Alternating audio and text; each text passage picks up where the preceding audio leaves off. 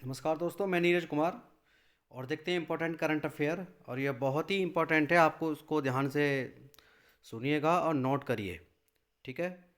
आप देख रहे होंगे कि आजकल एग्ज़ाम में कैसे क्वेश्चन आ रहे हैं करंट अफेयर के। बड़े बड़े यूट्यूब चैनल्स के जो क्वेश्चंस हैं वो नहीं फंस पा रहे। आप अगर हम जैसे छोटे चैनल्स को अगर फॉलो भी करते हैं तो ये यकीन करिए कि लगभग 70 से 80% क्वेश्चन आपके करंट अफेयर के आ जाएंगे। जैसा कि अभी आरओ की परीक्षा और ईबी पुलिस की परीक्षा में देखा है, जो हमने ऑफलाइन में पढ़ाया था, क्योंकि ऑनलाइन हमारे पास ज़्यादा नहीं थे सब्सक्राइबर्स, तो हमने ऑफलाइन कोचिंग ली थी, तो हमारे लगभग सभी प्रश्न आए हैं। ठीक है। अगर आप भी देखना चाहते हैं कि प्रश्न आते हैं या हम झूठ बोलते हैं, तो ज़रूर आप सुनिए, नोट कीजिए, और आपको खुद पता चल जाएगा एग्ज़ाम में आपका परफॉर्मेंस कैसा रहता है। ठीक है। तो आप क्वालिटी पे ध्यान दें, क्वांटिटी पर नहीं। एक बार आप आजमा सकते हैं। चलिए, अब क्वेश्चन की तरफ बढ़ते हैं। क्वेश्चन क्या है? हर साल 20 फरवरी को वैश्विक समुदाय विश्व सामाजिक न्याय दिवस मनाने के लिए एक साथ आता है। यानी कि आपका क्वेश्चन अगर आपका आता है कि सामाजिक न्याय दिवस कब मनाया जाता है, तो 20 फरवरी को मनाया जाता है। ठीक है। ये याद रखना है, सामाजिक न्याय दिवस कब मनाया जाता है? 20 फरवरी को मनाया जाता है। ठीक है। नेक्स्ट क्वेश्चन की तरफ बढ़ते हैं। नेक्स्ट पॉइंट है, मिजोरम की स्थापना हुई थी, वो 20 फरवरी को हुई थी। जैसा कि मैंने कल भी बताया था, कल वाली वीडियो अगर आप देखेंगे तो 20 फरवरी में अरुणाचल प्रदेश की भी स्थापना हुई थी और मिजोरम की भी स्थापना 20 फरवरी को हुई थी। और 20 फरवरी को ये 23वां राज्य बना था। 20 फरवरी 1987 में कौन सा राज्य बना था? 23वां राज्य बना था मिजोरम। नॉर्थ ईस्ट का स्टेट है, ध्यान रखना, बहुत इंपॉर्टेंट है।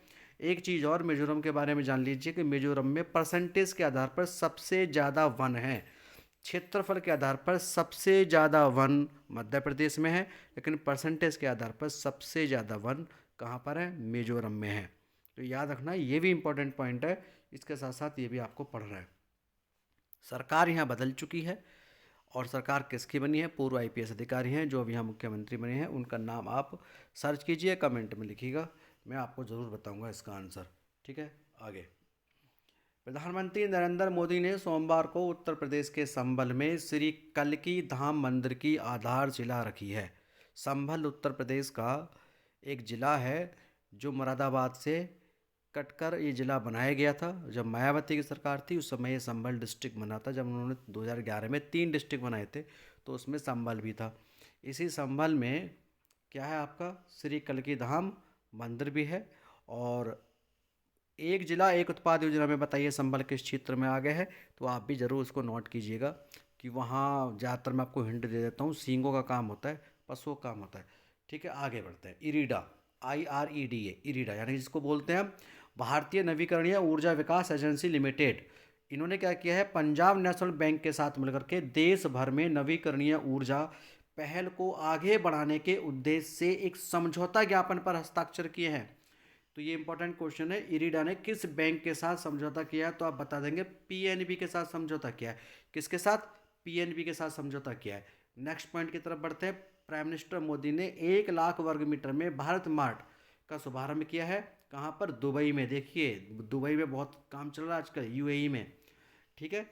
तो ये भारत मार्ट का इन्होंने शुभारंभ कर दिया है। सही है। इसको आप लोकेशन इसकी मैप में देख सकते हैं। ये सऊदी अरब के पास में है, यूएई जो दुबई है। भारत के साथ इसका व्यापार लगातार बढ़ता जा रहा है।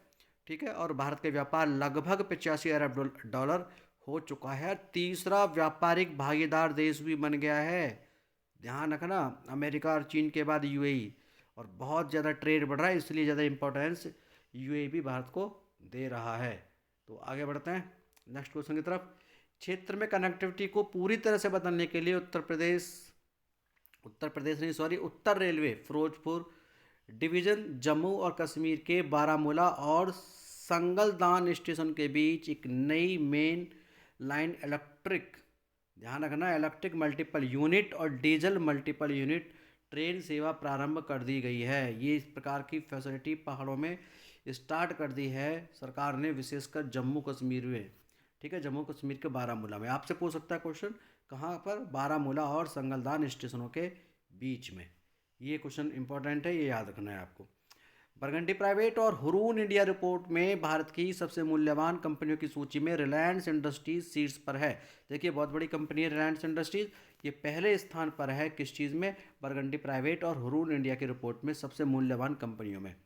और आगे चलते हैं। आगे आप देखेंगे क्वेश्चन क्या है। अगला क्वेश्चन है कि भाई कठपुतली महोत्सव कहाँ मनाया गया?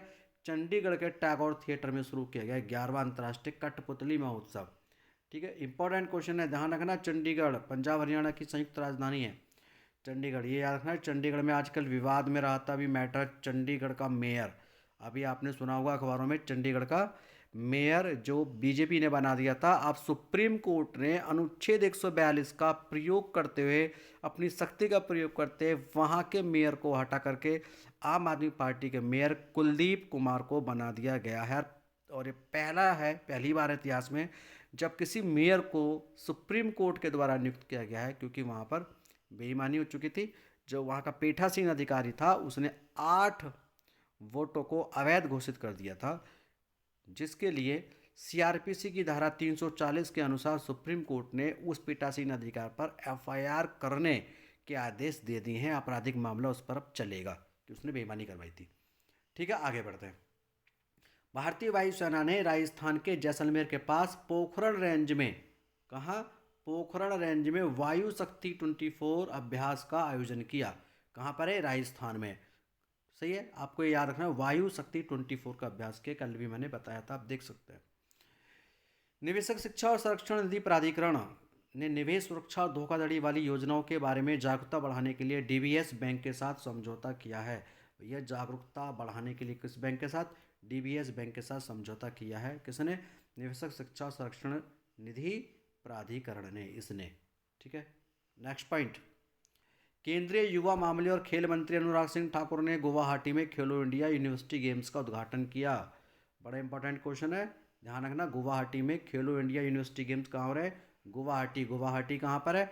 असम में है। गुवाहाटी कहाँ पर? असम में है। कामाख्या मंदिर कहाँ पर है? असम में है, याद रखना। ये आपका स्ट्रैटेजी जीके का पोर्शन भी है। गुवाहाटी कौन सी नदी पर है? ब्रह्मपुत्र नदी के दक्षिणी भाग पर बसा हुआ है। ब्रह्मपुत्र नदी के दक्षिणी भाग पर बसा हुआ है गुवाहाटी। कामाख्या मंदिर है, कामाख्या मंदिर सती माता का मंदिर है, बहुत ही फेमस मंदिर है ये गुवाहाटी। तो यहाँ पर क्या होने जा रहे हैं? खेलो इंडिया यूनिवर्सिटी गेम्स यहाँ पर होने जा रहे हैं। ठीक है, तो अनुराग सिंह ठाकुर जो खेल मंत्री उन्होंने उद्घाटन कर दिया है। अगला इंपॉर्टेंट है, इंडस एक्स शिखर सम्मेलन नई दिल्ली में हुआ। किसके बीच हुआ? ये हुआ है भारत और अमेरिका के बीच। भारत और अमेरिका के बीच हुआ है। कौन सा सम्मेलन? इंडस एक्स शिखर सम्मेलन हुआ है। ठीक है, उद्देश्य क्या है? अमेरिकी सरकार क्या करेगी? भारत में सरकार यहाँ व्यवसाय है, यहाँ जो शैक्षणिक संस्थान है, रणनीतिक प्रौद्योगिकी है, उसमें साझेदारी चलेगी आपकी।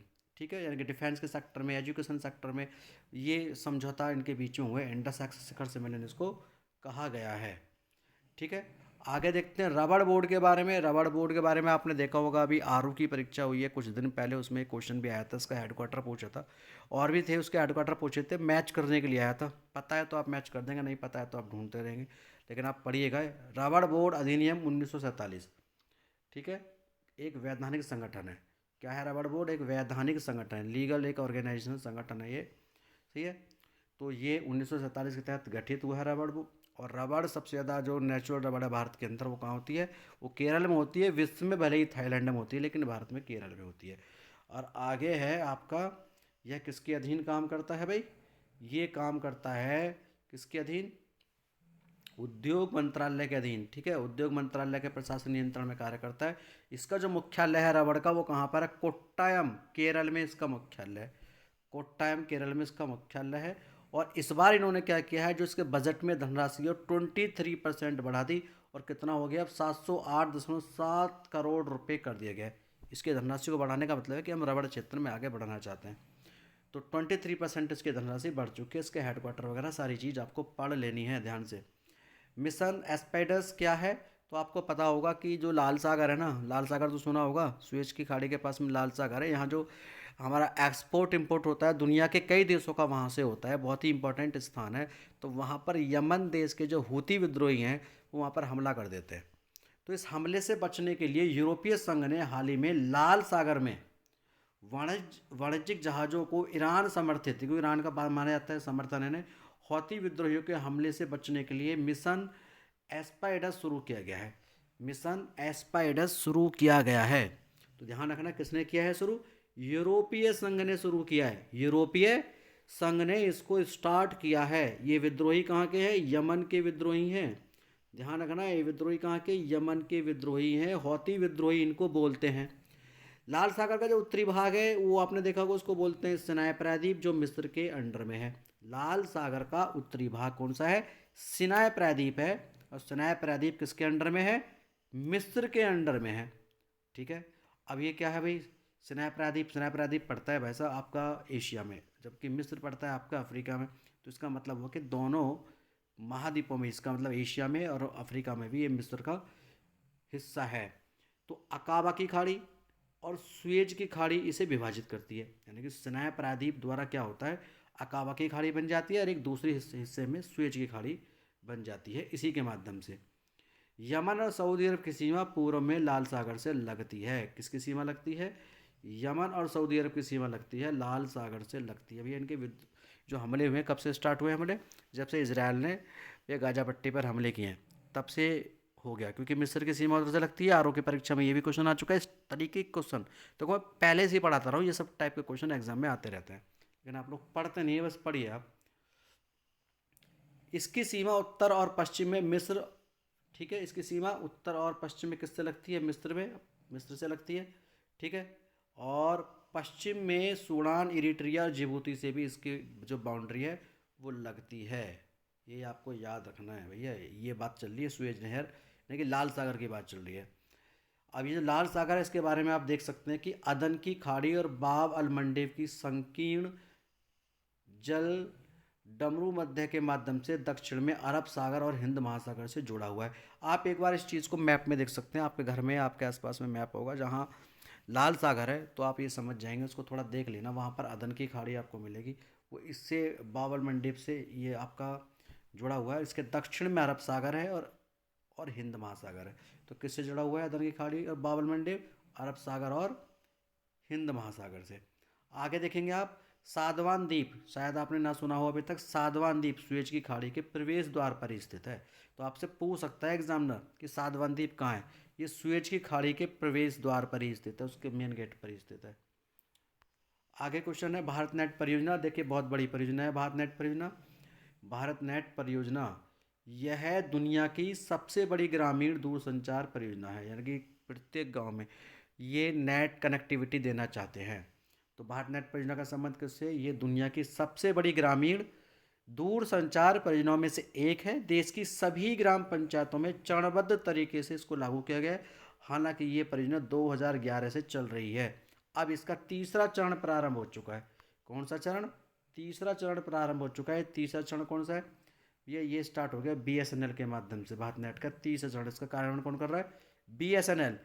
65,000 करोड़ रुपए का इसका टेंडर भी जारी हो गया है। आगे पढ़ते हैं, आसियान है क्या, आसियान से बहुत क्वेश्चन आते हैं, आपको ध्यान रखना आसियान है क्या, दक्षिणी पूर्वी एशियाई देशों का एक समूह है। आपने देखा होगा, अगर हम श्रीलंका से थोड़ा नीचे की तरफ देखें दक्षिण पूर्व की तरफ, तो दक्षिण पूर्वी एशियाई देशों के समूह है, जिसमें भारत का पड़ोसी देश म्यांमार भी उसी का हिस्सा है। म्यांमार भारत का पड़ोसी देश है भाई, म्यांमार, जहाँ आजकल आर्मी काम कर रही है। तो आसियान की जो स्थापना हुई थी वो कब हुई थी, तो ध्यान रखना, आसियान की जो स्थापना हुई थी 1967 में बैंकॉक घोषणा के हस्ताक्षर के बाद हुई थी। तो ये ध्यान रखना है, आसियान की स्थापना कब हुई थी, 1967 में हुई थी, बैंकॉक घोषणा पर हस्ताक्षर के बाद। यानी कि बैंकॉक किसकी कैपिटल है, थाईलैंड कैपिटल है। संस्थापक सदस्य देश कौन कौन से हैं, आप ये देख सकते हैं, संस्थापक सदस्य देश सभी हैं ये, Indonesia, Malaysia, Philippines, Singapore, Thailand. देखिए ये याद रख लेना सभी देशों का नाम, क्योंकि ये पूछ लेता है कि कौन सा देश इस संगठन में, आसियान में नहीं है। तो कुल कितने देश हैं, 10 देश हैं। 11वां देश भी जल्दी बनने वाला है, तिमोर लेस्ते, जिसकी राजधानी दिल्ली है। अभी उस पर विचार और चर्चा चल रही है, जल्द ही वो 11वां सदस्य बन सकता है। और वो इंडोनेशिया का पड़ोसी देश है, जिसकी सीमा ज़मीन से इंडोनेशिया से लगती है, तिमोर लेस्ते की। ठीक है, वो 11वां सदस्य बनेगा। तो ये सभी सदस्य आप पढ़ लेना। आसियान के साथ जो भारत मुक्त व्यापार समझौता हुआ था, वो कब समझौता हुआ था, 2010 में।